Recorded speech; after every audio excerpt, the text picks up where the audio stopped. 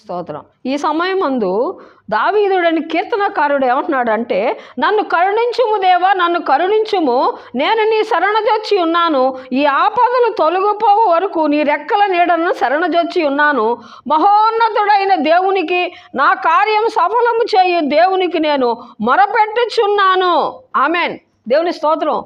మీరు ఈ పాత సంవత్సరములో మీరు ఏ కార్యాలైతే తలంచారో, ఈ నూతన సంవత్సరములో దేవుని స్తోత్రం, మీరు తలంచిన ప్రతి కార్యాలు, ఆశీర్వాదకరమైన ప్రతి కార్యాలు మీ జీవితంలో దేవుడు ప్రతి ఆశీర్వాదకరమైన కార్యాలు దేవుడు జరిపిస్తున్నాడు. ఎందుకనంటే మహోన్నతుడైన దేవునికి, నా కార్యము సఫలము చేయు దేవునికి నేను మొరపెట్టుచున్నాను. ఎందుకంటే నువ్వు దేవునికి మొరపెడుతున్నావు కాబట్టి నీవు ఏ కార్యాలైతే మీరు తలంచారో ఆ తలంచినటువంటి ఆ కార్యాలను